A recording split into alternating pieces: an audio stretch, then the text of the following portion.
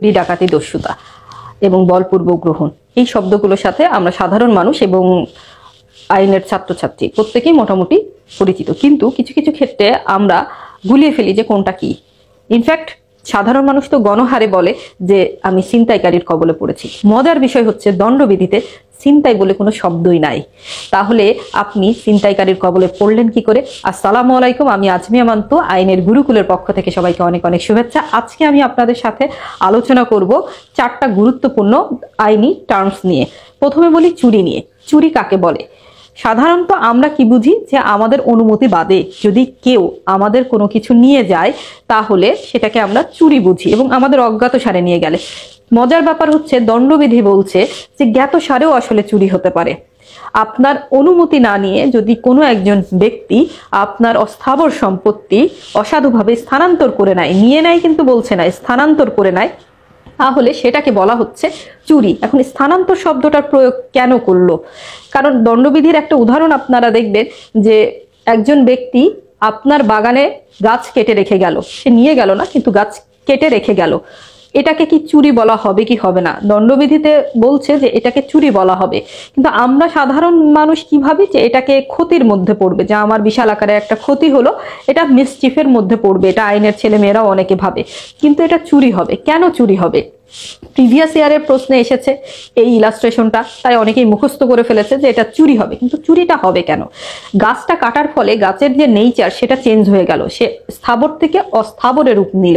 আর আরেকটা বিষয় হচ্ছে যে গাছটা কাটার পরে সে কিন্তু আর জীবিত থাকলো না, তার যে প্রাণটা চলে গেল, এই যে পরিবর্তন, এটাকে স্থানান্তর ধরা হচ্ছে। স্থানান্তর মানে কিন্তু এমন না যে কোনো একটা জিনিসকে এক জায়গা থেকে আরেক জায়গায় নিয়ে যাওয়া। এক জায়গা থেকে আরেক জায়গায় নিয়ে যাওয়াটা যেমন স্থানান্তর বোঝায়, সেই সাথে কোনো একটা বস্তুর আপনি যে এই যে নেচারটা চেঞ্জ করে ফেলছেন, এটাকেও চুরির ভিতরে ইনক্লুড করছে। তাই আপনাদের বাগানে শত্রুতা করে যদি কেউ গাছ কেটে ফেলে রেখে যায়, নিয়ে না যায়, তবুও সেটাকে আপনারা বলবেন চুরি হয়েছে। এখন চলুন জ্ঞাতসারে এবং অজ্ঞাতসারে এই বিষয়টা নিয়ে একটু ক্লিয়ার হয়ে যায়। নর্মালি আমরা বুঝি যে চুরি মানে সেটা অজ্ঞাতসারে হতে হবে, কিন্তু জ্ঞাতসারেও চুরি হতে পারে।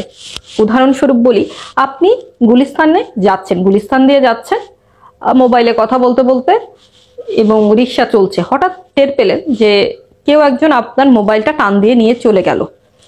আপনার মোবাইলটা নিয়ে যাওয়ার সময় আপনাকে কোনো রকম ভয় দেখালো না, জাস্ট টান দিয়ে নিয়ে চলে গেল, তবে আপনার অনুমতিও নিল না।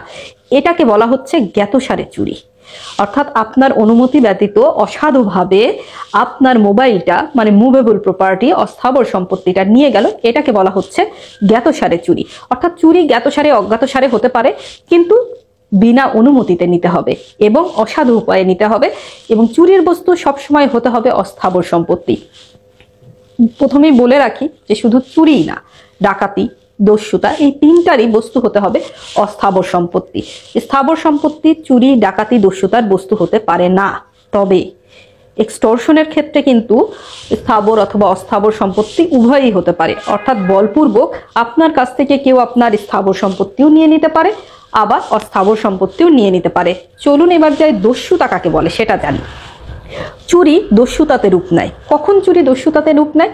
যখন আপনার চোরের সাথে মোলাকাত হয় এবং চোর আপনাকে ভয় দেখায়। কিসের ভয় দেখায়? আটক রাখার ভয় দেখায়, অথবা আপনাকে মেরে ফেলার ভয় দেখায়, অথবা আপনাকে আঘাতের ভয় দেখায়, অথবা আটক করে, আঘাত করে, অথবা মেরেও ফেলতে পারে।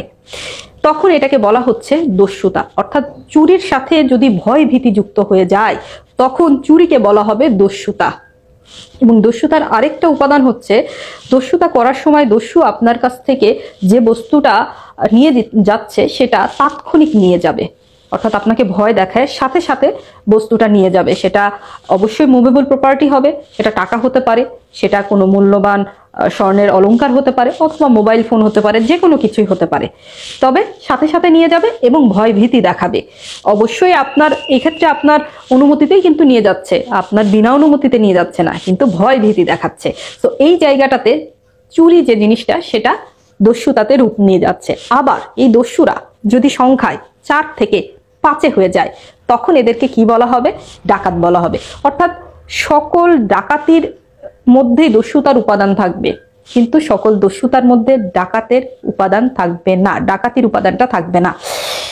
এটা পার্থক্য একটাই, সেটা হচ্ছে সংখ্যার।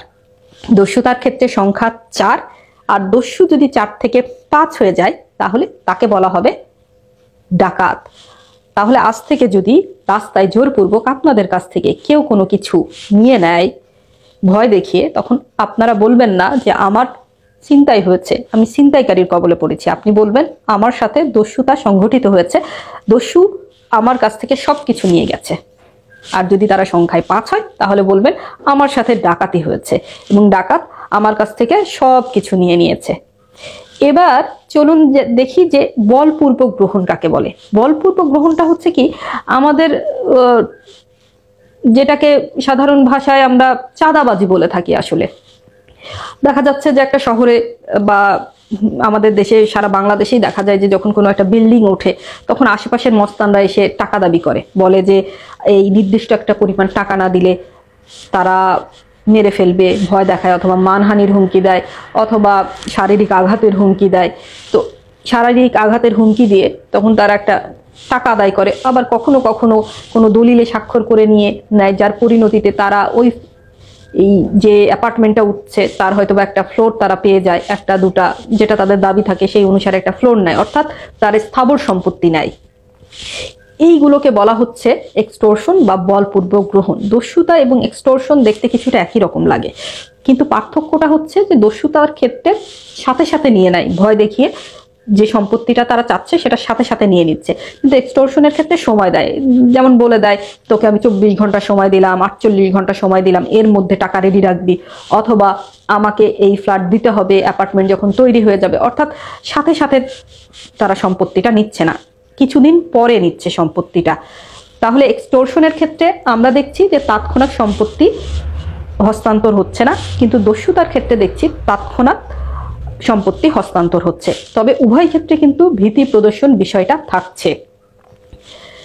এই হচ্ছে বেসিক পার্থক্য দস্যুতা আর এক্সটর্শনে। তাহলে আমরা শিখে গেলাম আজকের পর থেকে আমরা আর বলবো না ছিনতাই, বলবো দস্যুতা, বলবো না চাঁদাবাজি, বলবো বলপূর্বক গ্রহণ বা এক্সটর্শন।